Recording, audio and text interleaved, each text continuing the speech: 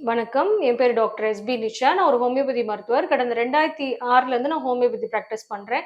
இன்னைக்கு நம்ம என்ன பார்க்க போறோம்னா, நெறைய பேருக்கு வந்து கொரோனா வந்து நம்மளுக்குலாம் வந்தது. ஸோ வந்து போனதுக்கு அப்புறமா வந்து நமக்கு நெறைய ப்ராப்ளம்ஸ் வந்து நெறைய பேருக்கு வந்து இன்னுமே இருக்கு. எவ்வளோ வருஷம் ஆயிடுச்சு கொரோனா வந்து போயுமே. ஆனா அதோட தாக்கம் வந்து நெறைய பேருக்கு இன்னுமே அது கன்டின்யூ ஆயிட்டே இருக்கு. ஸோ இத வந்து நம்ம வந்து எப்படி சொல்லுவோம்னா, ஆஃப்டர் எஃபெக்ட்ஸ் ஆஃப் கொரோனா அப்படின்றத சொல்லுவோம். ஸோ இத வந்து நம்ம வந்து ஹோமியோபதியில எவ்வளோ நல்லா சரி பண்ண முடியும் அப்படின்ற அவேர்னஸ் வீடியோ தான் இது. ஸோ இந்த ஆஃப்டர் எஃபெக்ட்ஸ் ஆஃப் கொரோனா அப்படின்னா என்ன அப்படின்னா, நமக்கு யூசுவலா வந்து அந்த கொரோனா பீரியட்ல இந்த 2020 அந்த மாதிரில நம்ம எல்லாத்துக்குமே அந்த ஒரு கொரோனா வேவ் வந்தபோது நமக்கு எல்லாருக்குமே தெரியும் அந்த வைரல் இன்ஃபெக்ஷனால நம்ம எவ்வளவு கஷ்டப்பட்டோம் அப்படின்றது. டிபிக்கலா ஒரு வைரஸ் ஒரு காய்ச்சல் வந்ததுன்னா நம்மளுக்கு வந்து என்னென்ன ப்ராப்ளம் இருக்குமோ அந்த அந்த ப்ராப்ளம் எல்லாமே இருந்தது. ஆனா கூடுதலா வந்து நம்மளுக்கு வந்து உங்களுக்கு வந்து லங்ஸ்ல வந்து நம்ம சளி கட்டுறது, ஸோ வந்து ஒரு ஹார்ட் ரிலேட்டடா நம்மளுக்கு வந்து பிளாக்ஸ் உண்டாருது. இந்த மாதிரி ப்ராப்ளம்ஸ் எல்லாமே நிறைய பேருக்கு வந்து அந்த டைம்ல வந்து காம்ப்ளிகேஷன்ஸ் நிறைய வந்துச்சு. முக்கியமா வந்து லங்ஸ் ரிலேட்டடா வந்து நிறைய ப்ராப்ளம் வந்துச்சு. ஆக்சிஜன் சப்ளை ரொம்ப கம்மியானனால, ஏன்னா முக்கியமா வந்து லங்ஸ் தான் அது பாதிச்சனால நிறைய பேருக்கு அந்த இடத்துல வந்து ரொம்ப அதிகப்படியா வந்து சளி பிடிச்சு, அதனால வந்து மத்த உறுப்புகளுக்கு ஆக்சிஜன் சப்ளை ரொம்ப கம்மியா போனனால நிறைய பேர் வந்து அந்த டைம்ல வந்து உயிரிழப்பு வந்து ரொம்ப ஜாஸ்தி இருந்தது. சோ அந்த டைம்ல நம்ம வந்து பார்த்தோம்னா நிறைய பேர் ரொம்ப நல்லா இருந்தவங்க கூட திடீர்னு வந்து இறந்துட்டாங்கன்ற நியூஸ் வந்து நமக்கு நிறைய பேருக்கு வந்து ரொம்ப வந்து ஒரு தாக்கத்தை ஏற்படுத்துச்சு அந்த டைம்ல நம்ம எல்லாத்துக்குமே.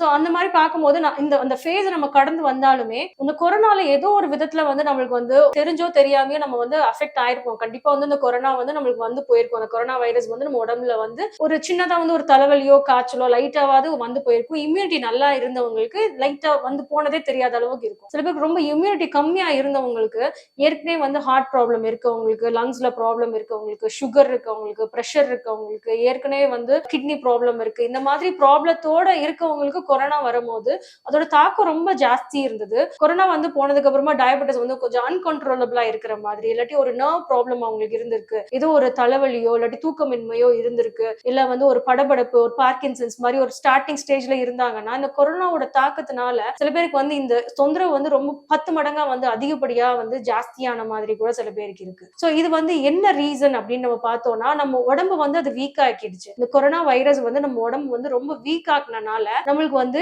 எந்த ஒரு இஷ்யூஸ்மே வந்து ஒரு 10 மடங்கு ஜாஸ்தியான மாதிரி ஆயிடுச்சு.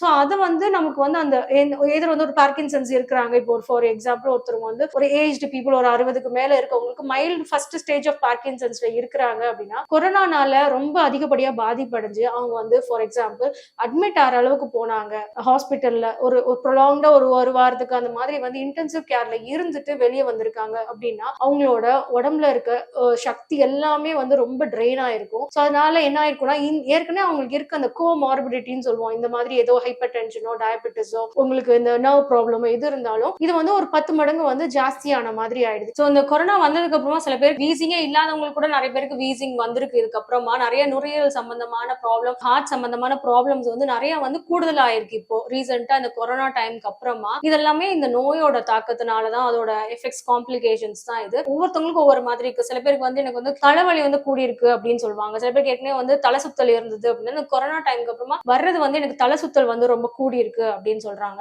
ரொம்ப அதிகப்படியா கொரோனா வைரஸ் வந்து ரொம்ப நாள், ஒரு வாரம் 10 நாள் அந்த மாதிரி ஃபீவர்ல இருந்து அட்மிட் ஆகி இருந்தனால உங்களுக்கு கையெல்லாம் கூட இந்த பிளட் சப்ளை இல்லாம ப்ளூயிஷ் ஆனி கருப்பான மாதிரியும் நிறைய பேர் காம்ப்ளிகேஷன்ஸ் வருது. அதே மாதிரி சில பேருக்கு வந்து ரேஷஸ் வந்து வரும். அதாவது மென்சஸ்க்கு முன்னாடி கரெக்டா வந்து அர்டிகேரியா மாதிரி ரேஷஸ் மாதிரி சில பேருக்கு வரும். சில பேர் வந்து டைஜஷன் ப்ராப்ளம் மாதிரி வந்து அடிக்கடி வந்து டயரியா போறதோ, இந்த மாதிரி இரிட்டபிள் பவல் சிண்ட்ரோம், இந்த மாதிரி ப்ராப்ளம்ஸ் நிறைய பேர் கொரோனா வந்ததுக்கு அப்புறமா வந்து நிறைய பேருக்கு புதுசா வந்து தொந்தரவுகளும் இந்த மாதிரி ஜாஸ்தி வந்து வந்திருக்கு. இதை வந்து நம்ம வந்து எப்படி சொல்லுவோம்னா, ஆஃப்டர் எஃபெக்ட்ஸ் ஆஃப் கொரோனா அப்படின்னு சொல்ல, கொரோனா வந்து முடிஞ்சதுக்கு அப்புறமா அதோட தாக்கம் வந்து நம்ம உடம்புல இருக்கிறது ஆஃப்டர் எஃபெக்ட்ஸ் ஆஃப் கொரோனா அப்படின்னு சொல்றது.